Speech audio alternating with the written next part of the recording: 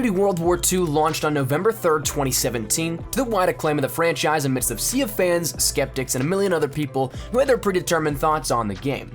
In that time that the masses have been able to rank up, storm the beaches of Normandy, slay zombies, and everything in between, nearly 8 months have passed. 3 DLC expansions, 5 seasonal events with more likely on the horizon, a handful of title updates, and a few game-changing updates that change the entire core fundamentals of how the game operated. That brings us to where we are today.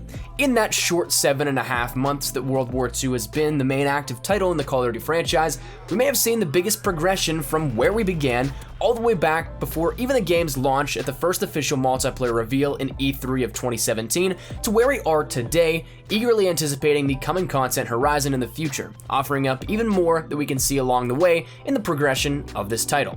So sit tight, because in this video, we're going to be taking a look at the evolution of Call of Duty World War II. Last year, E3 2017 began, and amidst the campaign promos, the multiplayer hints, and everything you could think of, the destination for multiplayer gameplay was finally opening up to the public.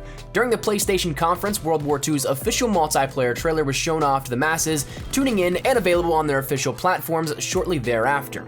The trailer sought to capture the brutality of the war and show off some of the core mechanics, weaponry, streaks, and more that would be available to those looking forward to the game. Immediately following on the next day, the game was playable to the show floor and attendees who were eager to get their hands-on experience. There, they were met with a handful of weapons that we could see upon the launch, such as the M1, the 1911, the BAR, the Luger, which was now currently known as the P08, the M1928, the MP40, the Shovel, the Lewis, the M1 Bazooka, the MG15, the Panzerschreck, the M1903, the Kar 98K, the M712, now currently known as the Machine Pistol, the Winchester 1897, also currently known as the Combat Shotgun, as well as the Toggle Action, were available to play. Other things such as the Reflex sight were previously known as the NIDAR sight. There were multiple basic trainings which never made it to the launch, such as the basic training known as Phantom, as well as the division system was entirely different, and with different abilities per different divisions, more abilities per basic training, and a whole library of other minute changes. Gameplay-wise, well, the world was shown the maps of Ardennes Forest, Pointe du Hoc, as well as Operation Breakout. Domination carried the standard 50 points per kill that it did at launch. Despite its adjustments slightly during the beta, Team Deathmatch still had that maximum of 75 kills per win, and the only noticeable difference was that of the lighting and some slight textural differences compared to what we see now in today's game. But for the first offering to the world, World War II at E3 was something of tremendous fun and looked to be a promising title. But fast forward to the end of August when the private beta was made available to anyone that pre-ordered Call of Duty World War II, and this is where we can start to see direct comparisons all around in terms of menus, gameplay, different features, and everything like that, and where we're going to start now directly comparing where we were then compared to where we were before to where we are now. So let's start out with just the very basic building blocks of everything the game may have to offer. When you first jump into Call of Duty World War II, the first thing that you're met with is that of the menu screen, that of the news and the find match tab. Now the news changes almost every time you were to log on if there's a new announcement, but something that doesn't change as much is that of the find match, quick menu selection, and UI design overall. So when we first jump into the beta, you see there's only one option available, and that is to simply find a public match that will launch that of the playlist that you had available in the beta.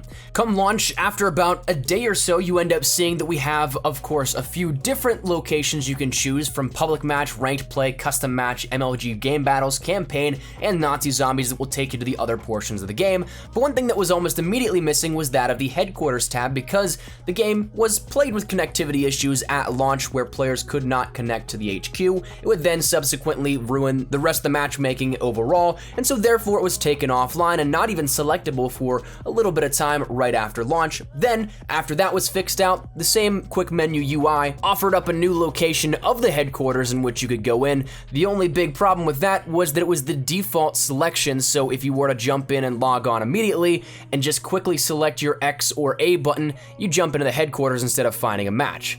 After that, the next change that we saw was that of the Resistance update, in which we end up seeing just some slight redesign, but nothing all that major. The one big thing, though, that was changed was that the Headquarters tab was placed below that of the Find Match tab instead of being that default. Come Shamrock and all, we actually see an overall UI design remade where you end up having a Find Match icon for everything relating to public matches. Then you also have a quick menu HQ selection, in which that is where you're now home to operations officers, Major Howard, the quartermaster, which was Butcher and Corporal Green, the mail officer, headquarters, and then the theater as well.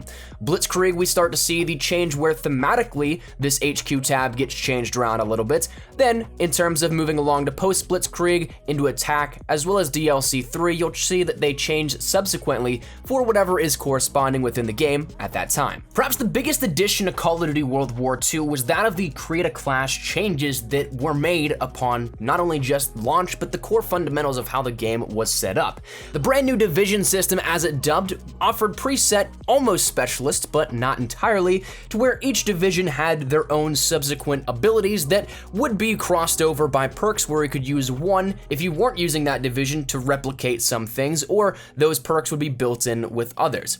Now that was something at the beta, we ended up seeing a limited build of that, obviously each having their own subsequent abilities tied in, but the fifth and final level for each division, with which we ended up finding was that of a prestige weapon you end up getting for getting those all the way ranked up. That was classified and you could never see what those were. At launch, we obviously had the division prestige weapons available to us, plus also when you went to select a division, there was a complete redesign to that user interface as well, making it less condensed and a lot easier on the eyes. But we ended up also seeing a fundamental change happen a few months back, in which we ended up seeing what was dubbed the division overhaul, in which what we knew about the divisions, you could pretty much scrap that and think about it differently. We had improved divisions with more flexibility for those divisions, attachments, equipment, and launchers. Plus you also saw the removal of some basic trainings, you saw the removal of some division-specific items such as the silencer for airborne, and instead was tied to SMGs overall. Then you ended up seeing things like the bayonet no longer tied to the infantry division, but instead tied to that of the rifle classification, and therefore it freed up a lot more room in terms of what the abilities themselves offered, and we saw an overall change to how the divisions themselves worked. Additionally, since launch, we've had the introduction of two brand new divisions, one being the Resistance Division, as well another one just introduced, that being the Cavalry Division, both playing into their own unique classification and playstyle that allow players a different way to experience the game. So while there may be maybe one left in the lifespan of World War II added post-launch, the division system from where we saw it at the very beginning back in E3, back in the beta, it's changed incredibly and may not be anywhere near where you would have thought back last year. On top of the division system being a major breakaway from how Call of Duty operated in the create a class system, another thing that was a drastic change up and curveball was that of the basic training system. So back in the beta, we knew slightly how these would operate because of the E3 gameplay and what came out during that conference, but our first real hands-on experience as a general public offered us the ability to play with Launched, Lookout, Forage, Hustle, Rifleman, Duelist, Gunslinger, Espionage, Requisitions, as well as Bang.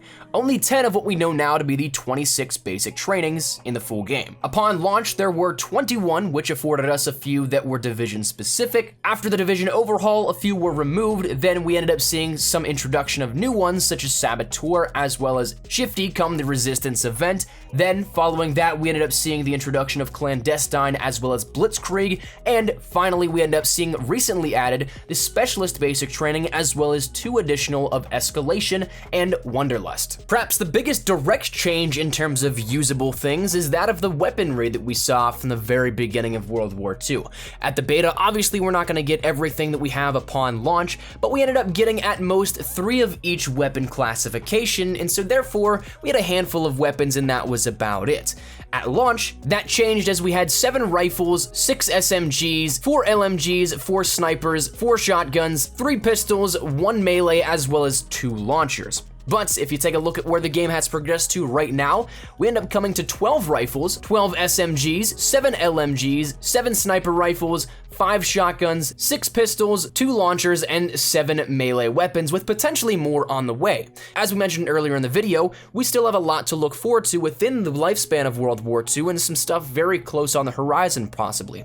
So with that said, of course, these numbers may increase even slightly a little more. Additionally, when it comes to the create a class system, we also deal with Scorestreak, Scorestreaks immediately as well, to which that is something that changed out also from beta to where we are now. Back in the beta, we only had 6 streaks available to us, that being the Molotov, the Recon Plane, the Care Package, the Glide Bomb, the Artillery Barrage, as well as the Paratroopers. Of course, as the beta is more of a preview than a full release of a game, now currently, even though we haven't seen any real changes other than some tunings and adjustments to how the score streaks work, in today's variation of the game, we end up seeing 15 score streaks available to use for all players, and sometimes you can even now choose 4 instead of 3 with Blitzkrieg, the basic training that was added post-launch, equipped on your class setup. Since launch, the headquarters has been a selling point for Call of Duty World War II as a unique feature specific only to this title, and we've seen many different variations of this come and go, to which it's come currently full circle. What we see now in today's current build is that of what we had at the launch,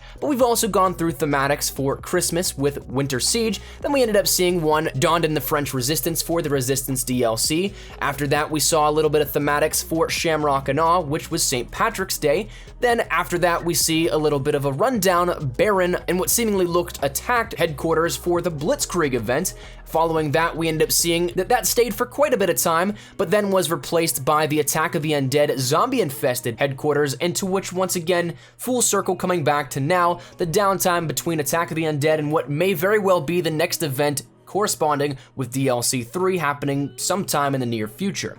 Additionally, also found in the headquarters is that of the mail station, to which you can end up getting armory credits every 4 hours that you log in. When we first started the game, it was only 100 armory credits per 4 hours for your payroll. That was something that took a little bit of time to rack up those armory credits, but then Sledgehammer decided, you know what, let's increase that to 200, to which that is where it currently sits for non-Master Prestige users, but as of recently, if you have become Master Prestige or were for quite some time, your payroll now is increased to 300 armory credits per 4 hours. So that is something that has progressed as well. Following suit out of that, there are a couple other stations within the headquarters that you can end up visiting, either from not only the quick menu selection, but also from just the headquarters itself. The Quartermaster has been home to the collections, in which you can get different uniforms, different calling cards, emblems, all kinds of cool stuff, but more importantly, what a lot of people will look for is that of the weapon variants. We've seen a large progression through this, in which we initially saw only the base of Operation Overlord, then we saw Winter Siege added in, then we saw the Resistance added in for that event, Shamrock and Awe, then also after that, we saw Blitzkrieg, and then finally Attack of the Undead, with some slight redesign happening shortly afterwards as well, to encompass pretty much everything. Now, of course, the future will hold more, but for the time being, you can see quite a bit of improvement and progression to this overall. As for Major Howards and the Operations Officer, there's been a couple changes that have come throughout the months that the game has been active, one of which being that you used to only get 25 social score per order, but now you get 250, which is a great increase that will drastically help you rank up your social score if that's what you're going for. We previously saw that you could end up getting base weapon variants for DLC weapons out of special orders, then that sort of system went by to the wayside, to which we ended up seeing, for a very brief period of time, about 3 weeks I believe, weekly weapon orders in which you could get a specific weapon variant for completing a larger contract on the week. Then those once again went by the wayside and was updated, to which we ended up seeing daily weapon orders, in which we're now on that second rotation through all of them, but it's a compilation of different epic and heroic weapon variants for a handful of weapons specific within World War II, with their own unique challenges tied to both that you can activate and go for every single day to get a new weapon variant. Of those, we end up seeing the weapons that were touched and added in for these. Those weapon variants on the whole pretty much doubled the amount of variants for those specific weapons, and thus gives a lot of different opportunities for players to collect them all. We've seen these events change the way the headquarters looks, how some things are changed overall, and bring with them some different changes to maybe even gameplay itself. Some things being introduced as specific game modes, such as things as a bomb mosh pit, the Leprechaun Hunt mosh pit, as well as Domination XL came within the game, in which that still, we have not seen a return to 100 points per kill since then in Domination, but it was a testing point at that. We ended up seeing Ground War introduced with these sort of things, as well as different party modes such as Infected, Prop Hunt, Gun Game, HQ 24/7, and game modes that are just whimsical and fun like Relic of the Undead and Horde Point, and also, of course, we always have those DLC specific playlists on top of all of that. But if you were to take a look at the game modes from the beta compared to where we are now, it's quite astonishing actually. We end up only seeing at the beta 5 different game modes to play around with, that being Team Deathmatch, Domination, Hardpoint, Mosh Pit, as well as War. But if you end up taking a look at the full list of game modes that we have currently, we have 24 game modes across the various different featured DLC, standard, hardcore, and party mode playlists that you can choose from. So quite a difference there. Additionally, many months and many moons after the launch of when the beta happened, let alone the launch of the game overall, but it is something to see that progression go quite well. Additionally, one thing also tied to the headquarters in these events is that we also see a lot of different things added in for customization. We've seen quite a bit of customization added in on top of the game as is from the base launch. If you guys remember, one big thing being that of camos. We didn't have anything out of the challenge camos for quite some time. The variants were supposed to, I guess, compensate for the lack of camos there within, but we also then saw recently the addition of Operation Overlord camos, special camos, undead camos, Blitzkrieg camos, Shamrock and Awe camos, things that of course go again with those events. On top of that, we end up getting more uniforms, more helmets. A lot of special helmets were added in on top of the events additionally, and so therefore a lot of customization came post-launch with this, and the progression there we can see tracked with each event. One major progression that we saw from launch to where we are now is that of rallying the community behind a singular cause. Up until this point, we've seen 2 different community challenges. One, the ultimate goal was that of the Rosie 2 Grease Gun Heroic variant, and then as of recently with Attack of the Undead, we ended up seeing another one added in, which gave us ultimately an emblematic weapon charm that would allow us to put our emblems on our weapons, but a lot of other cool customization items thrown in the mix additionally, with a Tesla gun being the middle tier reward as well for those playlists corresponding with that Zombie Killer community challenge. Of course, the future will probably hold more, but until then, we've seen 2 with a great progression along the way since launch. On top of all visible changes, there's been countless number of updates for bugs, different weapon tuning, in which we've seen a lot of weapons completely changed from where they were beforehand, and on top of all that, even some of the weapon audio you might remember from back in the day isn't exactly the same as it is now. A lot of weapons have had their audio completely changed from either E3 or the beta to where we are in today's current point as well. So there's many things that of course are much more below the surface on top of all of this, but it is something that even while we may not see everything, the things that we can see are quite astonishing in how far the game has come. When I was looking back at Call of Duty World War II and some of the old gameplay that I had from, of course, E3, the beta, and even just shortly thereafter launch, when I was just looking back and doing some file sorting for gameplays, I couldn't help but notice just how many changes were made to this game, and I don't see that as a bad thing. Instead, I think of it as a way that Sledgehammer is doing a fantastic job at adapting the game to what the community may want. And so with that, one of the big things, of course, being that of the Division overhaul system. Not many people were entirely pleased with how the Division system was working, and then they changed a lot of it around so that we could hopefully see a little compromise between this new system we only saw in World War II and what some people were hoping in, say, some attachments and some other ways to treat the divisions. That's something that, when you take a look at things like that, the changing of core fundamentals of the game itself has probably had the biggest progression from where it started to where it is now out of any title in the franchise, and we're not done yet. So that's what makes me extremely excited about the future and where we can see this now, maybe 4 months down the line, right after Black Ops 4 launches or right before a little bit earlier. So that said, that's where we're gonna wrap it up. Hopefully you guys found this insightful. I love doing these kind of things, looking back, taking a look at older gameplay, and I figured, you know what? Let's just lay it all out on the line here. What do you guys think of the evolution of Call of Duty World War II? Do you love it? Do you hate it? Do you think there could have been some things done better? Do you think some things could have been a little worse? Where do you think that this game stands right now? Love to get your thoughts and feedback down there in the comment section down below. Thank you so much for sticking through this absolutely insane in-depth video that we've done here at this one. If you guys want to see more evolution of videos, feel free to let me know your thoughts down there in the comment section down below. If you have any critiques, of course, let me know as well also. But that said, hopefully you guys enjoyed the video. If you guys did, make sure you drop a like down below. If you guys are new to the channel, make sure you guys subscribe for more Call of Duty World War II content, and of course, also more evolution of if you guys want to see more of that. So if you guys are new to the channel, make sure you guys hit that subscribe button so you don't miss a single thing. And if you guys want to follow me over on Twitter, that's the best place to get connected outside of YouTube. Practically live on Twitter, so if you guys want to strike up a conversation, ask me a question, whatever it may be, link is down there in the description below. And finally, if you guys want to follow me over on Instagram as well, that link is also in the description below. So if you guys want to follow my life in pictures, feel free to do so. But let's send it out of the way. Hope you guys have a fantastic day. Thank you all so much for watching. Here's the rest of Call of Duty World War II. I'll see you later. Take care, and peace.